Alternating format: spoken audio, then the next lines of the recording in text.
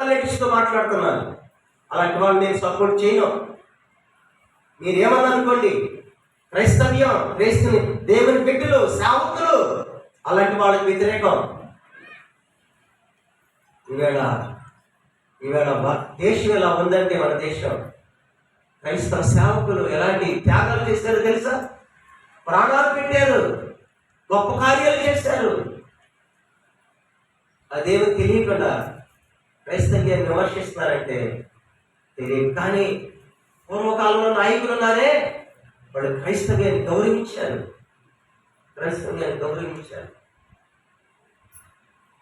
గొప్ప గొప్ప స్టేట్మెంట్లు ఇచ్చారు.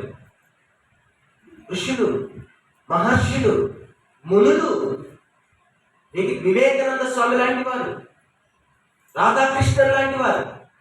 మన ఫస్ట్ ప్రెసిడెంట్ రాధాకృష్ణ ఎవరో తెలుసా? MCC product, Madras Christian college పట్టభద్రుడు ఆయన. రాధాకృష్ణ తెలుసా మీకు? పుస్తకాలు వచ్చింది కదా. నేను వెళ్ళి ఎంసీసీకి, మెడ్రాస్ క్రిస్టియన్ కాలేజీకి నేను వెళ్ళాను.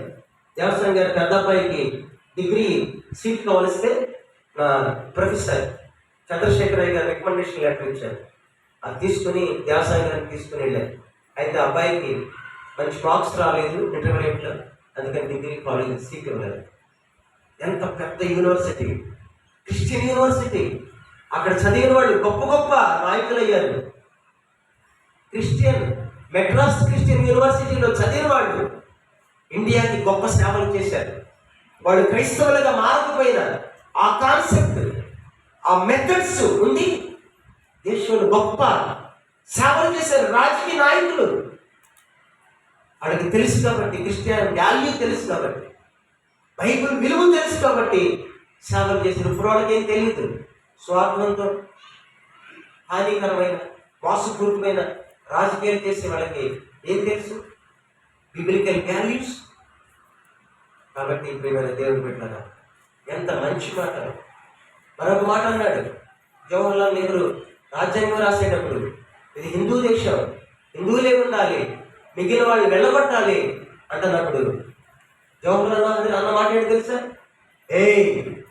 Christians are sleeping lions, don't wake them up అని అన్నాడు.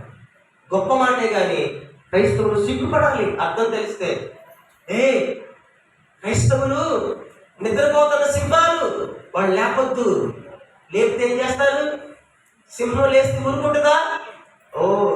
గోంట్రిస్తుంది, అన్ని జంతువుల మీద పెత్తనం చేస్తుంది, వేటాడద్ది. లయన్ లేపొద్దు, సింహాన్ని లేపొద్దు. కానీ మంచి మాటే, క్రైస్తవుల సింహాలు బాగుంది, కానీ స్లీపింగ్ లైన్స్ అనేది సిగ్గు కదా. నిద్రపోతున్న సింహాలు. క్రైస్తవులు ఏం చేస్తారంటే ఇవాళ నిద్రపోతున్న సింహాలు. లేదు, మనం మేల్కోవాలి, తేవాలి. మా సేవకులు, దైవజనులు, బోధకుల యొక్క తాపత్రయం అదే. మేల్కొనాలి. లెమ్ము, తేజరిల్లుము, నీకు వెలుగు వచ్చినది, నీ వెలుగును చూపించడానికి లేవాలి. ఎంతకాలం నిద్రపోతా ఉన్నాం? ఎంతకాలం దేవుని నామానికి అవమానకరంగా జీవిస్తాం?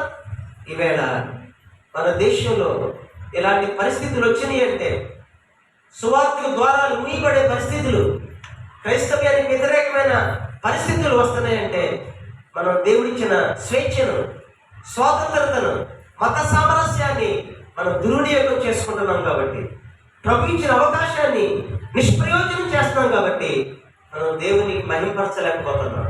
మన దేశం సువార్తీకరణ జరగట్లేదు. మన ఇంట్లో వాడు ప్రభువు నమ్ముకోవట్లేదు, మన పక్కవాడు ప్రభువు నమ్ముకోవట్లేదు, మన గ్రామస్తులు ప్రభువు నమ్ముకోవట్లేదు. కారణం ఏంటంటే మనం నిద్రపోతున్నాం, మనం నిర్లక్ష్యంగా ఉంటున్నాం, మొద్దుబారిపోయి ఉన్నాం, మోడుబారిపోయి ఉన్నాం.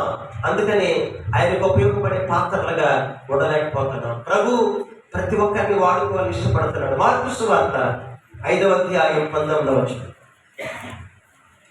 మార్కు సువార్త 5వ అధ్యాయం 19వ వచనం ఏమంటే, మార్కు సువార్త 5వ అధ్యాయం 19వ వచనం. ఆయన వానికి సెలవీయక ఆ, నీవు నీ ఇంటి వారి యొద్దకు వెళ్ళి ఆ. ప్రభువు నీ యందు కనికరపడి నీకు చేసిన కార్యములన్నిటినీ వారికి తెలియజెప్పమనెను. దేవునికి స్తోత్రం. ఎవరిద్దరంటే నీ ఇంటి వారికి. సమాధుల్లో అపవిత్రాత్మలు దయ్యాలు పట్టిన అబ్బాయి ఉన్నాడే, ఈ అబ్బాయి బాగుపడి ప్రభు పాదాల దగ్గర కూర్చొని అన్నాడంట, నన్ను రాగేవా, నువ్వు ఎక్కడికి వెళ్తే అక్కడ నీతో వస్తాను నేను. అప్పటి వరకు ఆయనకు వస్త్రాలు లేవు, గొలుసులతో కట్టేసిన తెంచేస్తున్నాడు. ఎన్నో దయ్యాలు పట్టినాయి అతనికి. బాగుపడిన తర్వాత ప్రభు దగ్గరికి వచ్చి అంటున్నాడు, నీతో ఉండనివ్వా, నేను నీతో ఉండనివ్వా అని అంటే, నాతో ఉంటాను కాదయ్యా యేసయ్య. అతను ఏం చెప్పాడంటే, ఆయన వారికి సెలవీయగా ఏం చెప్పాడు యేసయ్య? 18వ వచనం. ఆయన ధోని ఎక్కినప్పుడు దయ్యములు పట్టిన వాడు ఆయన యొక్క తన్నుండనిమ్మని ఆయన బతిమాలుకొనడు కానీ ఆయన వారికి సెలవీయక నీవు నీ నీవు ఇంటి ఇంటి వారి ఎందుకు వెళ్ళి ప్రభువు నీ ప్రభువుని యందు ఎందుకు కనికరపడి కనికరపడి నీకు చేసిన కార్యములన్నింటిని వారికి తెలియచెప్పు. వాడు వెళ్ళి యేసు తనకి